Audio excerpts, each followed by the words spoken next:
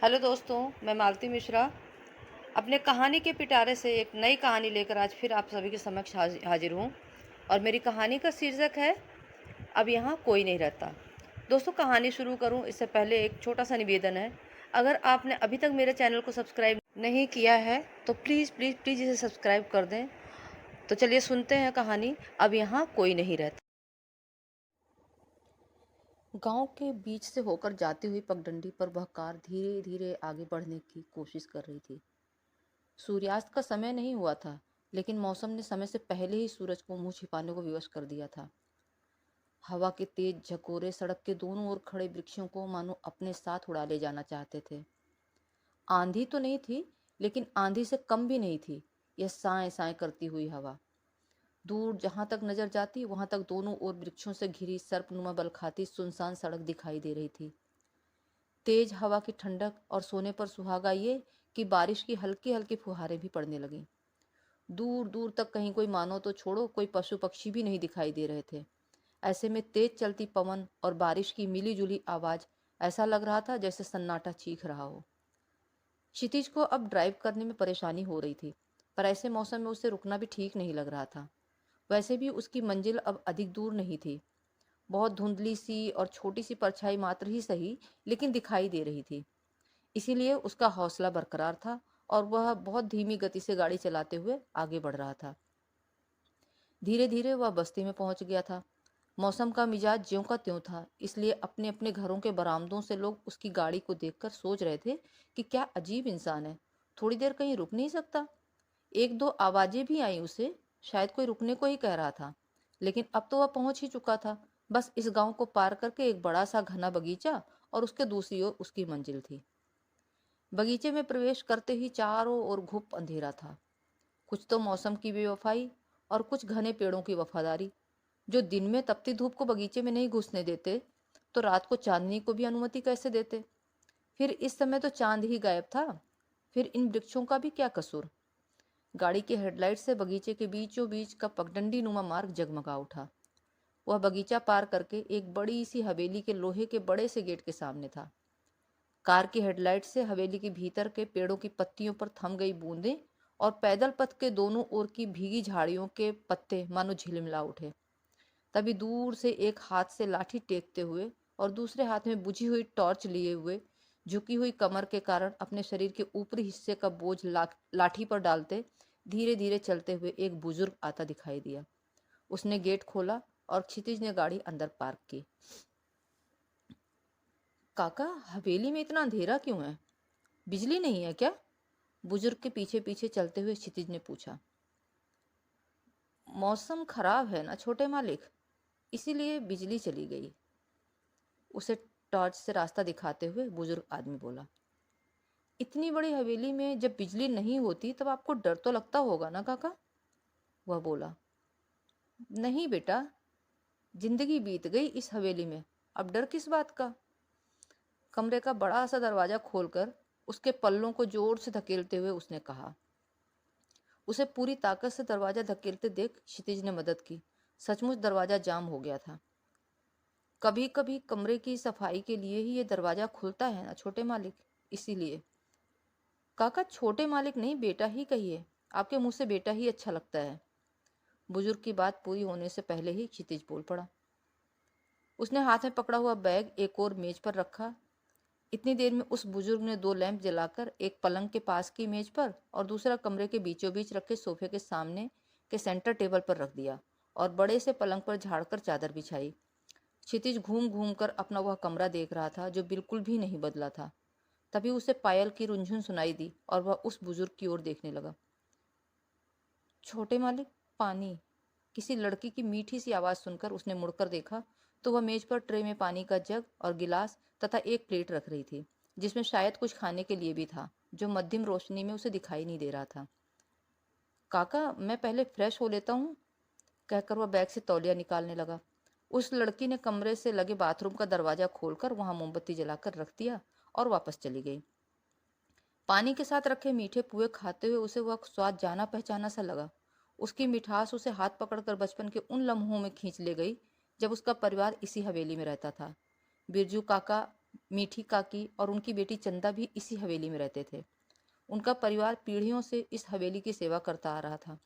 काकी के हाथ के बने मीठे पुए उसे बहुत अच्छे लगते थे। वह जब भी बनाती सबको खिलाने के बाद भी उसके लिए अलग से निकाल कर रख देती, और वह जब मन करता उनके पास पहुंच जाता था पुए मांगने। चंदा उसकी हम उम्र थी। वह बहुत सताता था उसे, लेकिन उतना ही ध्यान भी रखता था। एक बार उसके चचेरे भाई विक्रम ने चंदा को एक चांटा मार दिया तो क्षितिज ने अपने भाई को बहुत पीटा था, यह कहते हुए कि तेरी हिम्मत कैसे हुई मेरी बहन को मारने की।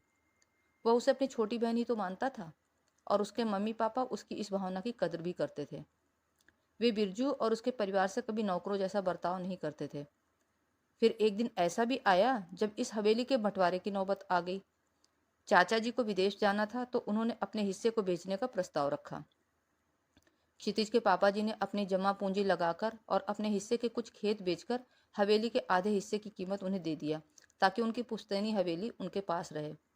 चाचा जी अपने परिवार के साथ विदेश चले गए, और कुछ समयोपरांत क्षितिज भी पढ़ाई पूरी करने शहर चला गया। 5 साल पहले एक एक्सीडेंट में क्षितिज के मम्मी पापा का देहांत हो गया। उस विशाल हवेली में क्षितिज अकेला रह गया।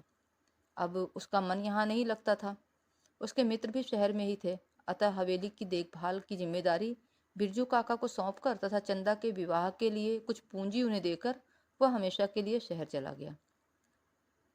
बेटा, खाना खा लीजिए, कमरे में प्रवेश करते हुए बिरजू काका ने कहा। उनके साथ वही युवती बड़ी सी ट्रे में खाने की प्लेटें लिए खड़ी थी। हाँ हाँ हाँ, मेज पर लगा दीजिए, क्षितिज ने कहा। काका, ये चंदा है ना? उसने चंदा की ओर देखते हुए कहा। हाँ बेटा, ये चंदा ही है, काका बोले। चंदा चुपचाप खाना लगाकर चली गई। आपने अभी तक इसकी शादी नहीं की, क्यों? क्षितिज ने आश्चर्यचकित होते हुए कहा। उसकी शादी जब जिस चीज का समय होता है वह तो तभी होती है ना बेटा। आप चिंता न करें, खाना खाइए, बाकी बातें सवेरे करेंगे, कहकर बिरजू काका जाने लगे। क्षितिज को पहली बार उनकी आवाज कुछ अजीब लगी, शायद गला भर आया हो। उसने सोचा और बोला, काका, आप लोग साथ में नहीं खाएंगे? हम आपके आने से पहले खा चुके थे बे छोटे मालिक। गांव है ना, बिजली का कुछ भरोसा नहीं होता, इसलिए जल्दी ही खाना पानी हो जाता है, कहकर बिरजू जाने लगा। तभी क्षितिज ने उसे रोक लिया और बोला, काका, फिर कह रहा हूँ, छोटे मालिक नहीं बेटा बोलिए, और आप पूछोगे नहीं कि मैं इतने वर्षों बाद यहाँ क्यों आया। आपकी हवेली है बेटा, आप जब मन करे तब आए, हमें तो खुशी ही होगी। फिर आपके आने से हमें भी तो अपनी जिम्मेदारी से मुक्ति मिल जाएगी, इसलिए अब हम क्या पूछें। ये आपका भी घर है काका। पहाड़ी क्षेत्र होने के कारण यहाँ पर अब शहरों से लोग घूमने आते हैं, तो मैंने सोचा कि अगर हवेली को होटल में बदल दिया जाए तो इसमें रौनक भी बनी रहेगी और अच्छी आय का स्रोत भी बन जाएगा।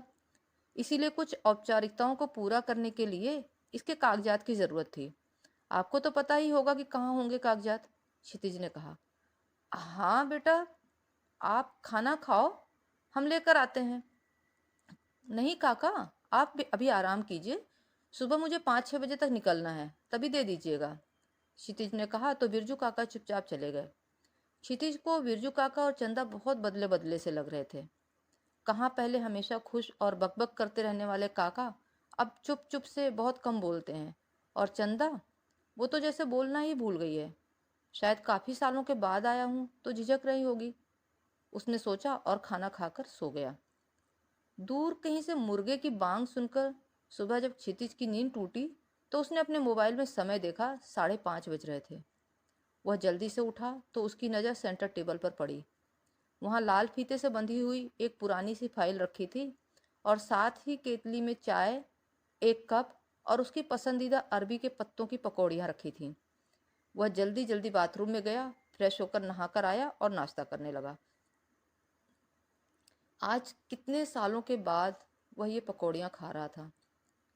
लेकिन काका कहाँ हैं, और उसे जगाए बिना ये सब रखकर चले गए।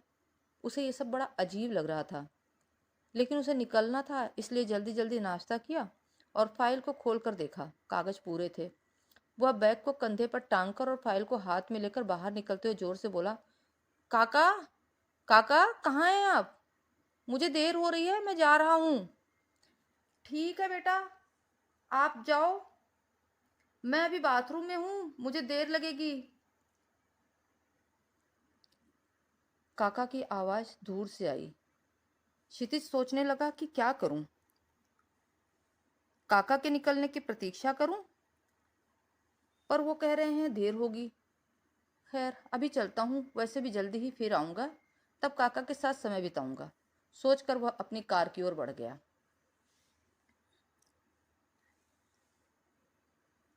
अभी वह बगीचे के मध्य में ही पहुंचा था कि खेलते हुए एक बच्चा गाड़ी के आगे आ गया। उसने तुरंत ब्रेक लगा दिया और बच्चे को देखने कार से बाहर निकला। तब तक वहां आसपास से कई लोग आ चुके थे। बच्चा कार से टकराया नहीं था, वह थोड़ी दूरी पर ही था और उसे देखते ही उठकर भाग गया। वहां पास खड़े एक बुजुर्ग ने पूछा, साहब, आप वही हो ना जो कल शाम को आए थे? हाँ, पर आप? उसने अपनी बात अधूरी छोड़ दी। मैंने आपको आवाज लगाई थी, पर आपने सुना नहीं था।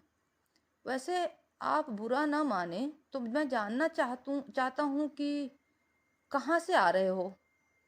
वो उस तरफ तो नदी है, कोई गांव नहीं है, इसीलिए पूछ रहा था।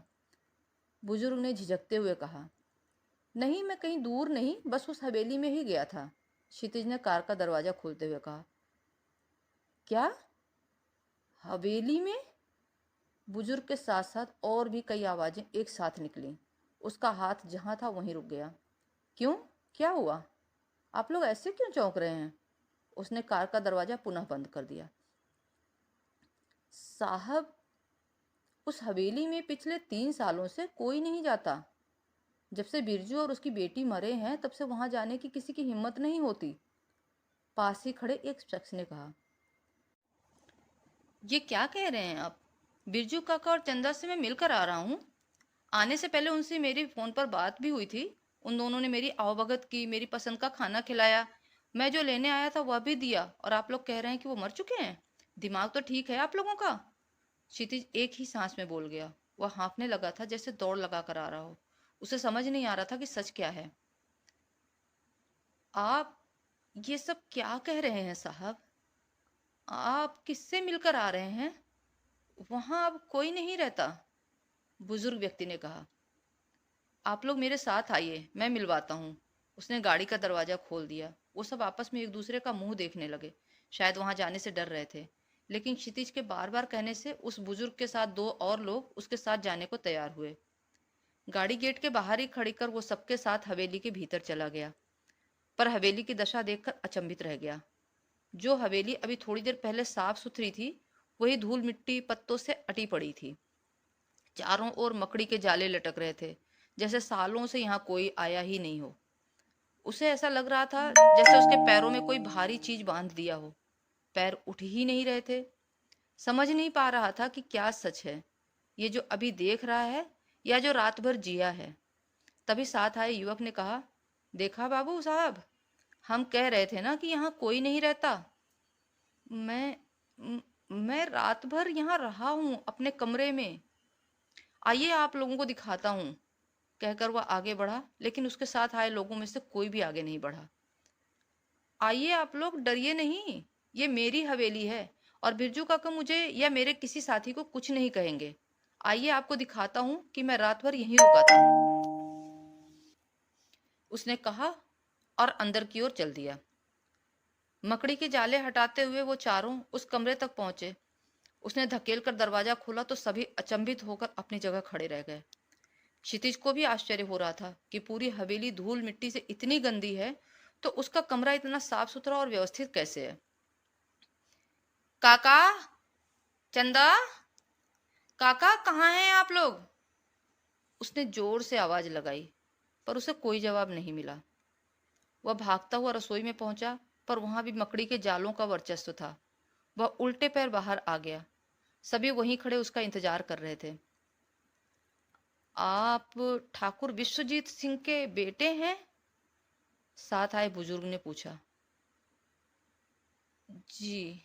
क्षितिज को ऐसा लगा जैसे उसकी आवाज उसके गले में ही दम तोड़ रही है। बाबू साहब, 3-4 साल पहले छोटे ठाकुर इंद्रजीत सिंह आए थे, पता नहीं उनसे क्या बात हुई या क्या नहीं, ये तो कोई नहीं जानता। लेकिन 2 दिन के बाद बिरजू और चंदा की लाश गांव वालों को नदी के किनारे मिली थी। उसके बाद भी छोटे ठाकुर 2-3 बार आए, कभी किसी विदेशी को लेकर, कभी किसी और शहरी को लेकर, लेकिन हवेली में घुस नहीं पाए। एक बार तो चीखते हुए जब बाहर आए थे, तब खून से लथपथ थे। उसके बाद फिर कभी नहीं आए। वह बुजुर्ग बताता जा रहा था और क्षितिज को ऐसा लग रहा था जैसे उसकी आवाज दूर और दूर होती जा रही थी। लेकिन लेकिन मुझे मुझे तो काका ने, वह अपने आप से ही बड़बड़ाया। हो सकता है वो दोनों आपका ही इंतजार कर रहे हों, इसलिए दुनिया के लिए ना होकर भी आपके लिए यहीं थे। पर अब चलिए बाबू साहब, अब यहाँ कोई नहीं रहता। कहकर वह बुजुर्ग अपने साथ आए युवकों के साथ गांव की ओर पैदल ही चल दिया। क्षितिज कार का दरवाजा खोलकर कभी हवेली की ओर तो कभी कार में रखी फाइल की ओर देख रहा था। तो दोस्तों, कैसी लगी कहानी? कमेंट बॉक्स में कमेंट करके ज़रूर बताइएगा। और प्लीज़, अगर आपको कहानी पसंद आई हो तो इसे लाइक और शेयर ज़रूर कीजिएगा। और एक बार फिर से निवेदन करूँगी, अगर आपने अभी तक चैनल को सब्सक्राइब नहीं किया है तो प्लीज़ चैनल को सब्सक्राइब कीजिए।